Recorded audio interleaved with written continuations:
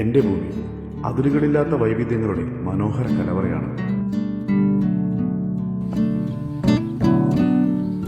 അതെ അതെ അതെ അതെ ഓക്കെ ഓക്കെ അവിടെ കൊടുത്ത മതി, കുഴപ്പമില്ല, ഞാൻ പറഞ്ഞിട്ടുണ്ട്.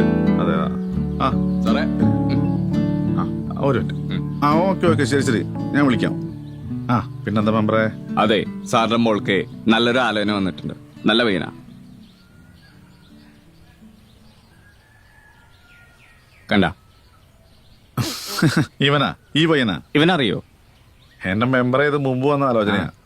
പട്ടയില്ലാത്ത ഭൂമിയിലോട്ട് താമസിക്കുന്നത് മാത്രമല്ല, എന്നോ അതിർത്തി തുറക്കും. ഈ വക പുറമ്പോക്ക് ടീംസ് ഒന്നും നമുക്ക് ശരിയാവില്ല.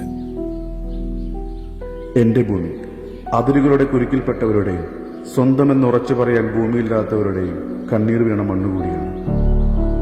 അതിൽ വലിയ കാര്യമൊന്നുമില്ലേ? അത് നടക്കാനൊന്നും മണ്ണിൽ പോകണേ. നമ്മുടെ പുറമ്പോക്കല്ലായിരിക്കണ അവിടെ ഇരുന്ന് അവിടെ പെണ്ണാളൊന്നുമില്ലേ? എന്ത് ചെയ്യാനല്ലേ വെറുതെ അവസ്ഥകളെ. ഭൂമിയുള്ളവർക്ക് പെണ്ണിട്ടില്ലേ? പിന്നെയാണ് ഇവന്. എന്റെ ഭൂമി വെറുമൊരു സർവേ മാത്രമല്ല, ഇതുപോലുള്ളവർക്ക് കൈത്താങ്ങ് കൂടെയാണ്. എന്റെ ഭൂമി മണ്ണന്വേഷിക്കുന്നവന്റെയും മണ്ണിൽ അതിര് കണ്ടെത്താൻ പറ്റാത്തവന്റെയും സ്വപ്നങ്ങൾക്ക് നിറം പകരാനുള്ള ഗവൺമെന്റിന്റെ ശ്രദ്ധേയമായ ഒരു മുന്നോട്ടു പോക്കാണ്. കേരളത്തിന് ഒരു ഇരുണ്ട ചരിത്രമുണ്ട്.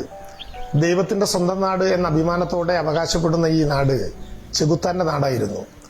സ്വന്തമായി മണ്ണിൽ കൂര വയ്ക്കാൻ കഴിയാത്തവന്റെ നാട്, മരിച്ചാൽ കുഴിച്ചിടാൻ 6 അടി മണ്ണ് സ്വന്തമല്ലാത്തവന്റെ നാട്, സ്വന്തമായ ഭൂമിക്ക് അതിര് കണ്ടെത്താൻ പറ്റാത്തവരും അതിരുകളില്ലാത്ത ഭൂമിയിൽ സ്വന്തം ഇടം കണ്ടെത്താൻ പറ്റാത്തവരുമായ ജനങ്ങളെ യഥാർത്ഥ ഭൂമിയുടെ ഉടമസ്ഥന്മാരാക്കാൻ കേരളത്തിൽ എന്റെ ഭൂമി എന്ന പേരിൽ ഒരു ഡിജിറ്റൽ റീസർവേക്ക് കേരളത്തിലെ ഗവൺമെന്റ് തുടക്കം കുറിക്കുകയാണ്. ഗ്രാമസഭകൾക്ക് സമാനമായ രീതിയിൽ സർവേ സഭകൾ രൂപീകരിച്ചും പൊതുജനങ്ങളുടെ സംശയങ്ങൾ ദൂരീകരിച്ചും അവരെ ബോധവൽക്കരിച്ചുമാണ് സർവേ നടപടികൾ സജ്ജമാക്കുന്നത്. ഞങ്ങൾക്ക് സർവേ ചെയ്യാൻ വന്നവരൊക്കെ നല്ലതിൽ ഞങ്ങൾ അവരുടെ അഭിപ്രായങ്ങളൊക്കെ ചോദിച്ചു. അവർ ഞങ്ങൾക്ക് അതിരൊക്കെ നല്ലതിൽ അളന്ന് ഞങ്ങൾക്ക് തിട്ടപ്പെടുത്തി ഞങ്ങൾക്ക് ഇത്ര സെന്റ് സ്ഥലം ഉണ്ടെന്നെല്ലാം പറഞ്ഞു തന്നു. എല്ലാം തന്നു, അവരെല്ലാം പറഞ്ഞു തന്നു പോയി. എന്നൊക്കെ ഞങ്ങൾക്ക് നല്ല സന്തോഷമുണ്ട്. ആധുനിക സാങ്കേതിക വിദ്യകളും നൂതന സർവേ ഉപകരണങ്ങൾ ഉപയോഗിച്ച് ബഹുജന പങ്കാളിത്തത്തോടെ രാജ്യത്തിന് തന്നെ മാതൃകയാക്കാൻ കഴിയുന്ന രീതിയിൽ കേരളത്തിൽ നടപ്പിലാക്കുന്ന ഡിജിറ്റൽ സർവേ പദ്ധതിയാണ് എന്റെ ഭൂമി. നൂതന സർവേ ഉപകരണങ്ങളായ RTK rover, robotic ETS, drone എന്നിവ ഉപയോഗിച്ച് കോഴ്സ് എന്ന സാങ്കേതിക വിദ്യയുടെ കുടക്കീഴിലാണ് സർവേ നടക്കുന്നത്.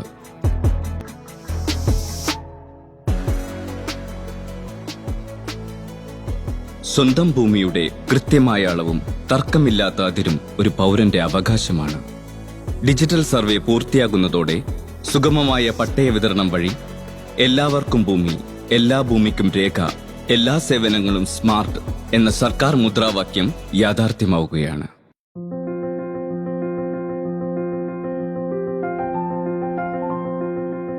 എൻ്റെ അപ്പനപ്പൂപ്പന്മാരുടെ കാലത്തോട്ടുള്ള കൈവശം ഉള്ള ഭൂമിയാണ്. നമ്മുടെ ഒരു സ്വപ്നമായിരുന്നു പട്ടയം എന്നുള്ളത്. ഇത് എനിക്കിപ്പോൾ ക്യാൻസറാണ് രോഗം.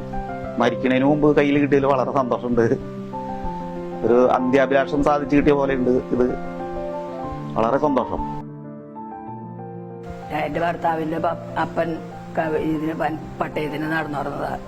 അപ്പന് കിട്ടിയില്ല, അപ്പന്റെ മോനും കിട്ടിയില്ല. ഇപ്പൊ ഞങ്ങൾക്കാണ് അത് കിട്ടിയത്. ഞങ്ങളൊരു 70 വർഷത്തോളമായി ഈ പട്ടയത്തിന് വേണ്ടി ഇവിടെ ഈ സ്ഥലം വാങ്ങിയതാണ് ഒരാളോട്. 70 വർഷമായി. എൻ്റെ അപ്പനും അപ്പൻ്റെ അപ്പനും ഞാനും 3 തലമുറയോളം പട്ടയത്തിന് വേണ്ടി ഏറെക്കുറെ ഇതിൻ്റെ പുറകെ നടന്നു. ഇപ്പോൾ ഞങ്ങൾക്ക് നമ്മുടെ മണ്ഡലത്തിൻ്റെ MLAയും റവന്യൂ മന്ത്രിയുമായ കെ രാജനും ഈ സർക്കാർ, ഇടതുപക്ഷ സർക്കാരും പട്ടയം തന്നു. അതിൽ വളരെ കൃതാർത്ഥതയുണ്ട്.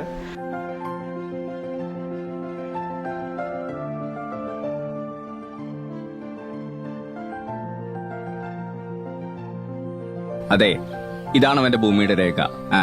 പട്ടയം കിട്ടിയല്ലേ? അപ്പോ അതിർത്തി തർക്കമൊക്കെ തീർന്നോ? പിന്നെ വെറുതെയാണോ സർക്കാർ ഡീറ്റെയിൽ സർവേ നടത്തുന്നത്? പിന്നെ ഈ ബന്ധം ആലോചിക്കാലേ? അല്ല പിന്നെ.